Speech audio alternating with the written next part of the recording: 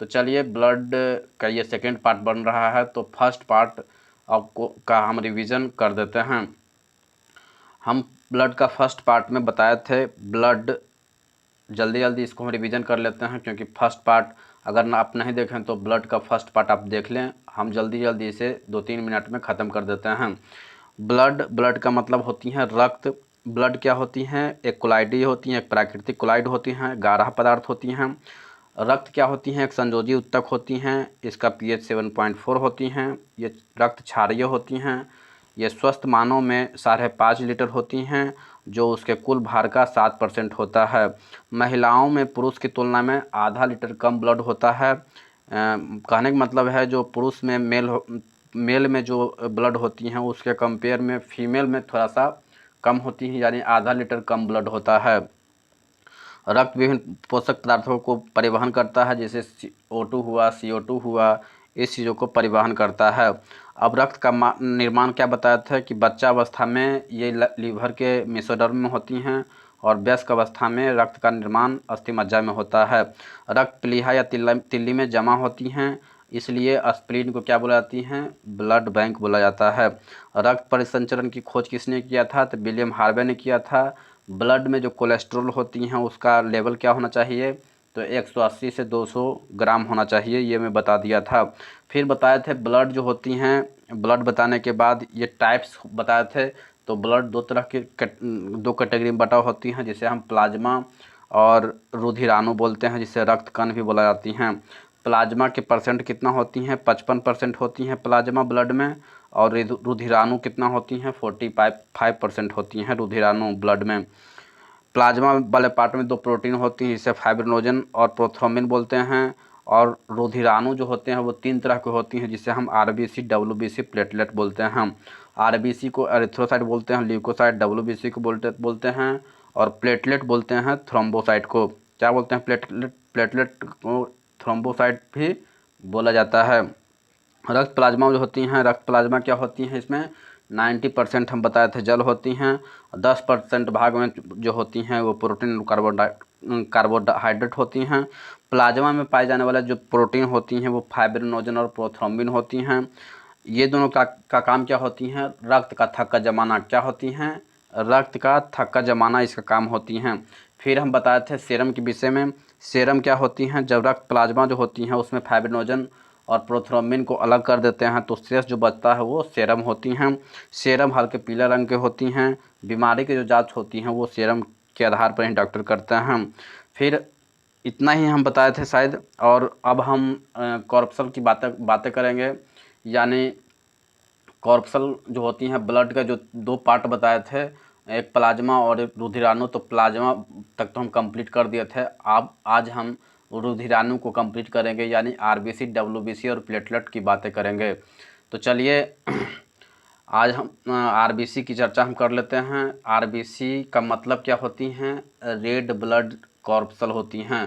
Red blood cell नहीं होती हैं, रेड ब्लड क्या होती हैं? कॉर्पसल, क्योंकि ये कण होता है, इसलिए कॉर्पसल मतलब क्या होती है? कण होता है। तो रेड ब्लड कॉर्पसल इसका फुल फॉर्म होती है। अगर फुल फॉर्म पूछा जाता है तो आप बता सकते हैं कि RBC का फुल फॉर्म क्या होती हैं? रेड ब्लड कॉर्पसल होती हैं, याद रखेंगे। अब RBC जो होता है वो रुधिराणु वाले भाग में, जिसे मान लें कि 45% जो रुधिराणु होती हैं, तो रुधिराणु वाले पोर्शन का 99% जो होती हैं वो RBC होती हैं, याद रखेंगे। यानी कि रुधिराणु पूरा ब्लड की बात नहीं कर रहा है, क्योंकि ब्लड में तो 55% क्या होती हैं? प्लाज्मा होती हैं, तो उसके बाद उसकी चर्चा थोड़े करेंगे। RBC जो होती हैं रुधिराणु वाले भाग में होती हैं, तो रुधिराणु वाले भाग का 99% जो होगा वो क्या होगा? RBC होगा। यानी ब्लड में अगर रुधिराणु की बात करेंगे तो रुधिराणु के अंदर जो RBC होती हैं उसकी परसेंटेज बात करेंगे तो कितना परसेंट होती हैं? 99%। किसका 99%? तो ब्लड का 99% नहीं, रुधिराणु का 99%। यानी कि जो 45% होगा उस 45 का 99% जो होती हैं वो RBC होती हैं। अगर इसकी संख्या की बात करेंगे तो RBC की कुल संख्या अगर मिलियन में पूछा जाती है तो आप इसको 5 मिलियन बोल सकते हैं, या अगर लाख की बात करेगा तो 50 लाख आप बता सकते हैं। चूँकि 1 मिलियन में 10 लाख होती हैं तो 5 मिलियन में कितना होगा, 50 लाख होगा। तो हम आरबीसी का फुल फॉर्म देख लिए, आरबीसी में संख्या कितनी होती है वो देख लिए। अब आरबीसी में केंद्रक होता है क्या, तो बिल्कुल नहीं, केंद्रक नहीं होती हैं। याद रखेंगे कि आरबीसी में केंद्रक नहीं होता है और न ही लाइसोसोम होती हैं। अब आरबीसी में केंद्रक नहीं होती हैं, इसका मतलब क्या होती हैं, यदि आरबीसी में केंद्रक होगा तो आपको पता है कि केंद्रक के अंदर क्या क्या होती हैं, डीएनए होती हैं और क्रोमोजोम होती हैं। तो पता है ना क्रोमोजोम का क्या मतलब बनता है। तो क्रोमोजोम हम जो सेल जब हम पढ़ा रहे थे तो वहाँ पर हम केंद्रक और क्रोमोजोम की चर्चा हम किए थे। तो आपको पता होना चाहिए कि जब ये इसमें केंद्रक अगर होगा तो इसमें निश्चित तौर पर क्रोमोजोम भी होंगे, और क्रोमोजोम तो एक जीन के रूप में होती हैं, मतलब कहने का मतलब है ये वंश के लिए होती हैं, आपको जनरेशन प्रोड्यूस करता है ये क्रोमोजोम। तो आपको पता है कि ब्लड लोगों को चढ़ाई जाती हैं, यानी ब्लड डोनेट होती हैं, और जब ब्लड डोनेट होगा तो इसमें केंद्रक अगर हो जाएगा तो इसमें क्या बच्चा भी प्रोड्यूस कर सकता है ये, इसलिए इसमें केंद्रक नहीं होती हैं। क्योंकि केंद्रक रहेगा तो इसमें केंद्रक के अंदर क्या होगा, डीएनए होगा, जीन होगा, क्रोमोजोम होगी, और जब क्रोमोजोम होगा तो निश्चित तौर पर ये बच्चा जो होती हैं प्रोड्यूस करने के लिए काफ़ी होती हैं, पर्याप्त होती हैं, इसलिए इसमें आरबीसी में केंद्रक नहीं होती हैं। समझ गए होंगे कि आरबीसी में केंद्रक रहेगा तो क्या हो सकता है, आप समझ रहे होंगे। तो कहने का मतलब ये हुआ कि आरबीसी में केंद्रक जो होती हैं वो नहीं होती हैं। आप अच्छी तरह समझ रहे होंगे कि ब्लड तो हम लोग चढ़ाते हैं, ब्लड क्या करती हैं, एक दूसरे व्यक्ति को क्या करते हैं, देते हैं, और जब ब्लड में जब केंद्रक होगा, और आप जानते हैं कि केंद्रक के अंदर क्या होती हैं, डीएनए होती हैं, जीन होते हैं, क्रोमोजोम होती हैं, तो ये तो दिक्कत कर सकता है ना, इसलिए आरबीसी के अंदर केंद्रक नहीं होती हैं। अब आरबीसी के अंदर लाइसोसोम भी नहीं होती हैं, याद रखेंगे आरबीसी के अंदर जो होती हैं लाइसोसोम नहीं होती हैं।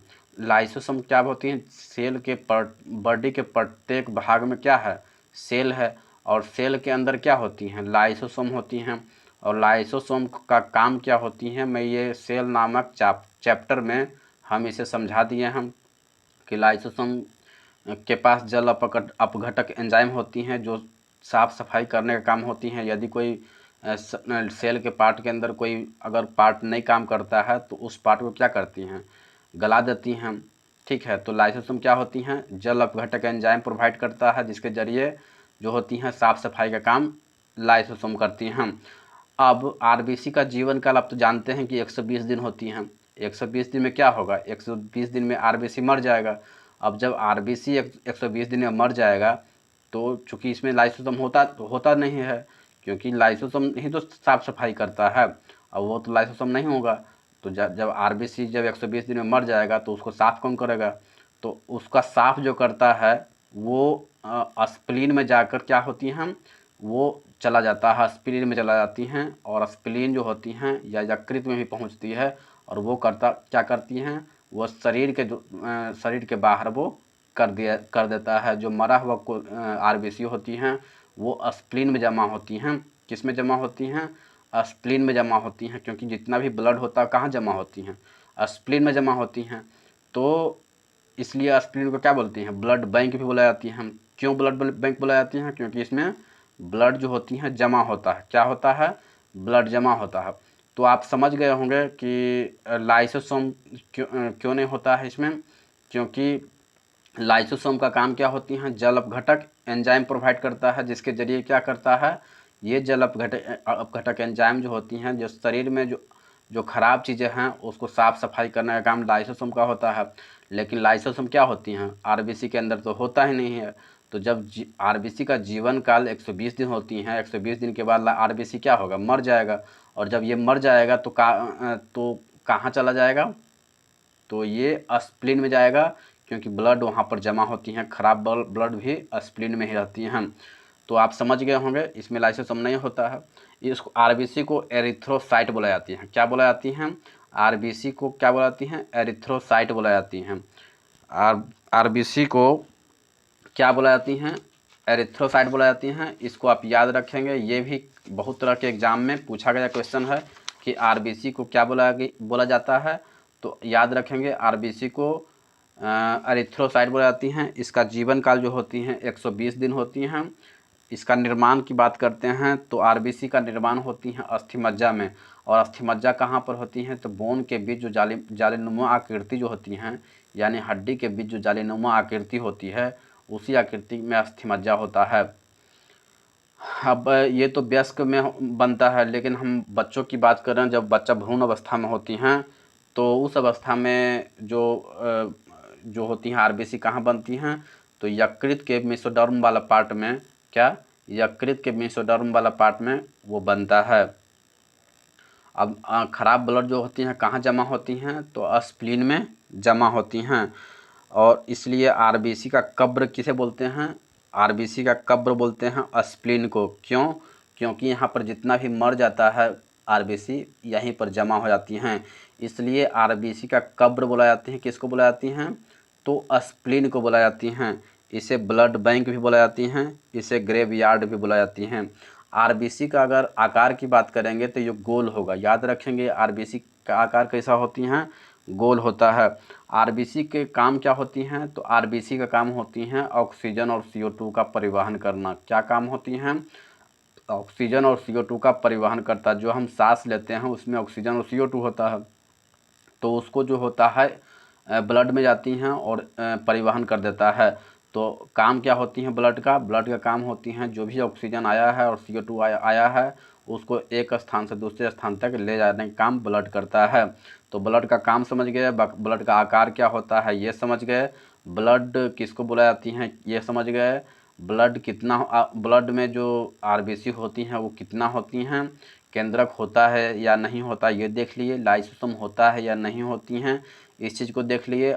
ब्लड बनता कहाँ है, वयस्क अवस्था में कहाँ बनती हैं, बच्चा की अवस्था में कहाँ बनती हैं, जब बच्चा पेट में होती हैं तो उस अवस्था में ब्लड का निर्माण कहाँ होती हैं, ये सारे चीज़ हम देख लिए। अब हम आरबीसी के अंदर जो होती हैं हीमोग्लोबिन होता है, क्या होती हैं, याद रखेंगे कि आरबीसी के अंदर क्या होती हैं, हीमोग्लोबिन होती हैं। और हीमोग्लोबिन के कारण ही ब्लड का रंग कैसा होता है, हीमोग्लोबिन के कारण ही ब्लड का रंग लाल होता है। याद रखेंगे हीमोग्लोबिन के कारण ही ब्लड का रंग कैसा होती हैं, लाल होती हैं। और हीमोग्लोबिन में क्या पाई जाती हैं, हीमोग्लोबिन में लोहा पाई जाती हैं। हीमोग्लोबिन में क्या पाया जाता है, लोहा पाई जाती हैं। अगर हम मेल की बात करते हैं कि मेल में हीमोग्लोबिन कितना रहना चाहिए, तो 149 मीटर प्रति 100 ml होना चाहिए और फीमेल में 139 मीटर प्रति 100 ml होना चाहिए।